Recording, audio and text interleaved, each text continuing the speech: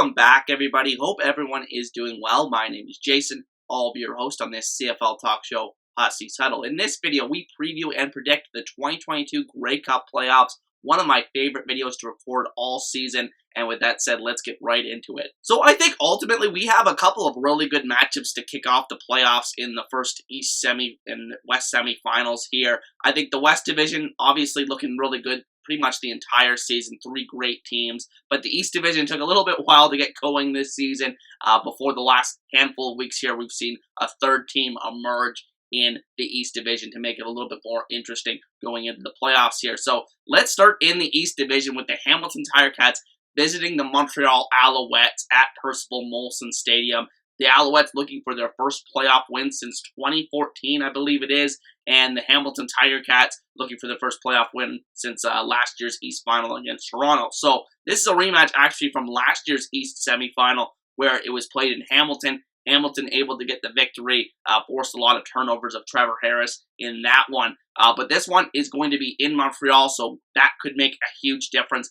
Ticats 2-7 on the road this year. The Alouettes, not the greatest home team in the world, so we'll ultimately see if home field advantage plays a role in this one. Some storylines I'm looking out for in this game. The Tiger-Cats, obviously, they're coming in after winning 4 straight to end the regular season. Started 4-10 this year, finished 8-10, and we'll see if they can carry that momentum. We talk about a lot of times in sports about teams, getting hot at the right time. And maybe that's the case for the Tiger-Cats this year. I mean, means nothing if they don't win on Sunday, obviously. So we'll see if that carries into this game.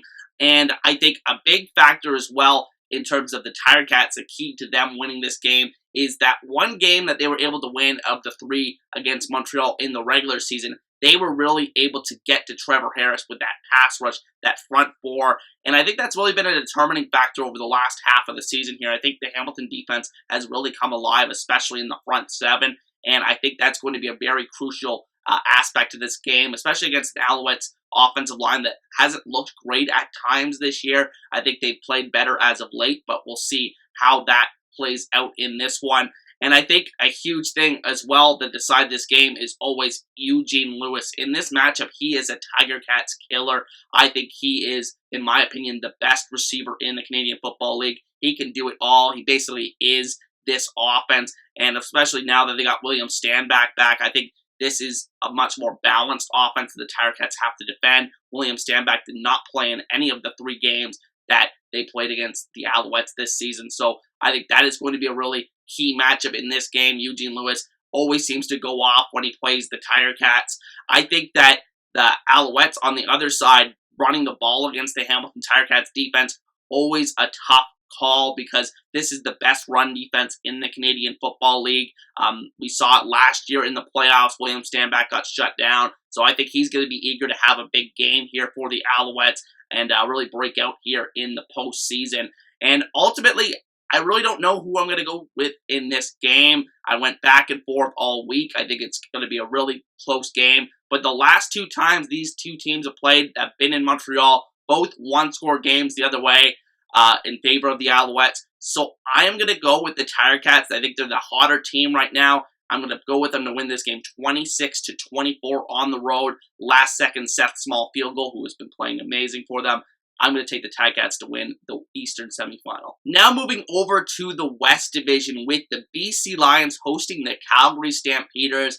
BC won the season series this year 2-1, but one thing about this matchup is the road team won every matchup in this season series this year. Storylines I'm looking out for in this one: Nathan Rourke versus Jake Maier, the quarterback matchup. The first time we've actually seen this matchup this season, the first time these 2 teams played, it was Rourke versus Bo Levi Mitchell for Calgary, and then the second matchup was Vernon Adams versus Jake Maier, and then Vernon Adams versus Jake Maier again for the 3rd time. So we have yet to see Nathan Rourke and Jake Maier go head-to-head, and I think it's going to be a very interesting matchup. I think these are the 2 most promising younger quarterbacks in the Canadian Football League, and we'll see who comes out on top. Rourke obviously being the more explosive player, at least from what we've seen in the Canadian Football League so far in his career. But Jake Maier has also been very productive as well. I'm really interested to see what happens in this game with those 2 and who really rises their level to that playoff atmosphere. And I think for BC, there's a lot of injury questions as well, especially with the wide receivers could play a big role. Will Brian Burnham play?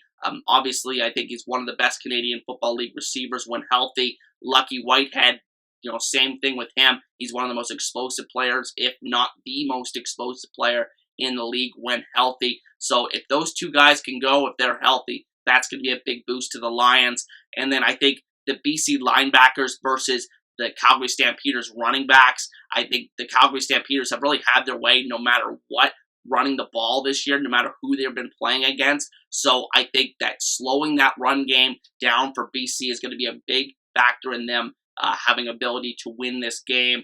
And then I think who makes the more explosive plays is ultimately going to be the determining factor, because I think that's the difference between these two teams this year, is that the Calgary Stampeders have all these playmakers, Reggie Bagleton, Kamar Jordan, who will be back in the lineup, Malik Henry. These guys have a lot of talent, have done a lot of things in this league. Malik Henry has been the best player of those three this season, but they haven't really had a ton of explosive plays this year. Whereas you look at the other side with the Lions, they've been the most explosive offense in football. So very much looking forward to seeing who makes the more explosive plays in this one, whose receivers really step up.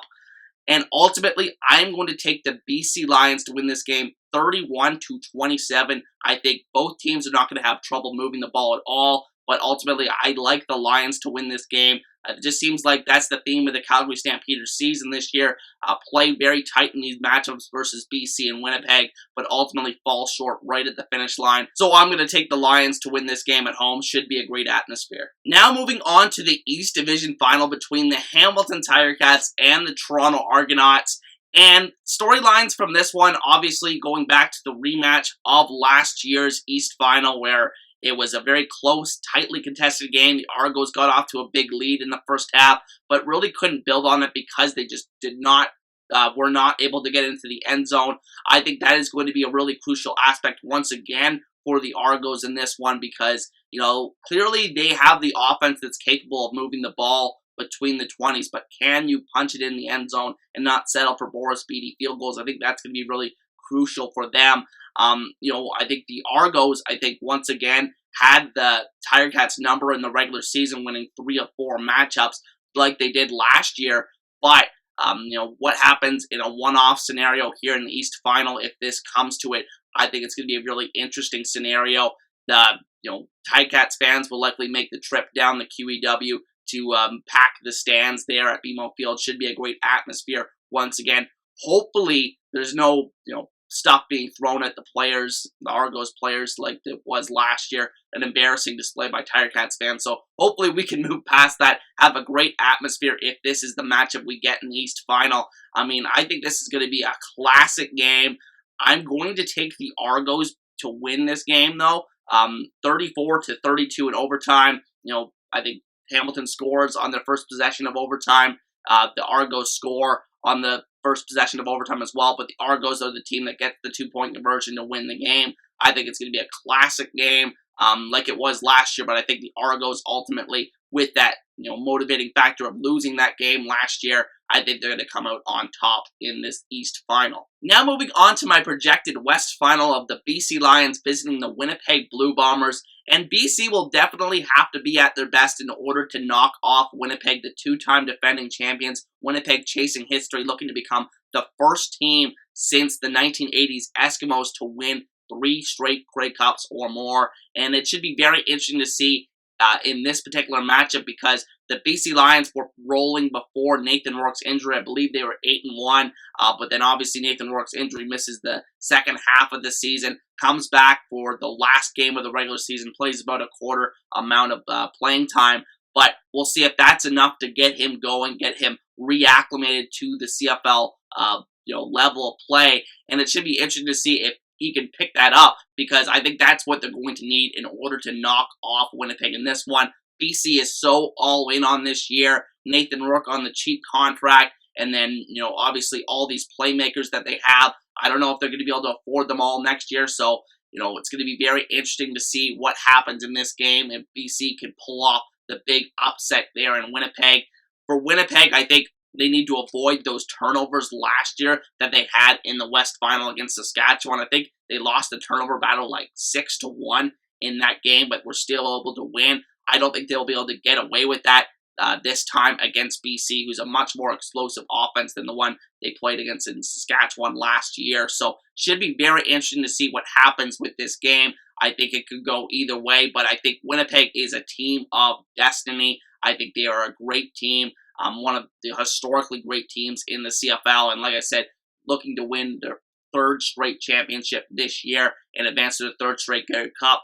I think ultimately they're going to win this game 27-17 over the BC Lions. I think that the Winnipeg Blue Bombers have loved this matchup in recent years. Even with Nathan Rourke in the lineup earlier this season, they did whip them pretty badly at BC Place. A lot of special teams meltdowns in that game for BC, mind you. But I think ultimately, at the end of the day, I think Winnipeg finds a way to win this game and advance to the Grey Cup. And ultimately, that sets up my projected Grey Cup matchup of the Toronto Argonauts and the Winnipeg Blue Bombers. What a matchup this would be, because I think the Argos have played the Winnipeg Blue Bombers the best of any team in the CFL over the last couple of years. They're the only team to beat them legitimately in 2021, and they came within an extra point of sending this one to overtime this year in the one matchup that we saw between them this season. So, should be very interesting to see if we get this matchup.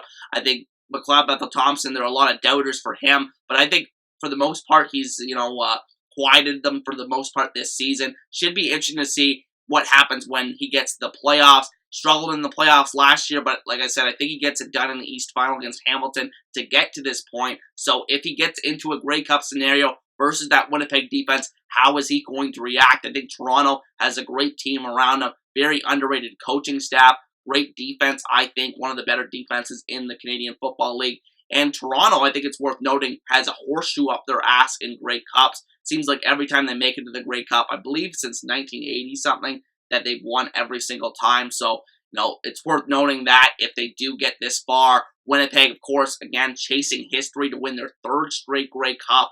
Not going to be easy again against a Toronto team that's, a little bit feisty, especially in these particular matchups against Winnipeg. And I think ultimately, I am going to go with the upset pick. The three-peat just falls short for the Winnipeg Blue Bombers, and I think the Argos will get this win 28-27. A missed Mark Leggio field goal to win it at the end. They get it out of the end zone to avoid the Rouge to tie the game, and I think the Argos will win their Grey Cup. I don't know what number Grey Cup this would be, but ultimately I have them winning this Grey Cup. Can't believe I'm doing it. I picked them to miss the playoffs at season's beginning, but just shows you that things change, and I think this is a better team that I definitely expected going into the season. I thought, with the older guys that they brought in, Brendan Banks and Andrew Harris, I thought that, those guys were, questionable additions just because of their age and that they would rely on them too often. But at the same time now, that we've seen the season play out, they definitely did not rely on those guys as much as I thought, and they've done a great job in, dealing with it the whole season. I think this is a really talented roster, and ultimately they, can show the ability in these one-game scenarios, the East Division, to knock off superior West Division teams, and I think that's what's going to happen this year. But with that said, those are just my predictions for this year's Grey Cup playoffs. Cannot wait. Be sure to let me know your predictions down in the comment section, and with that said, I'll see you guys next time. Peace.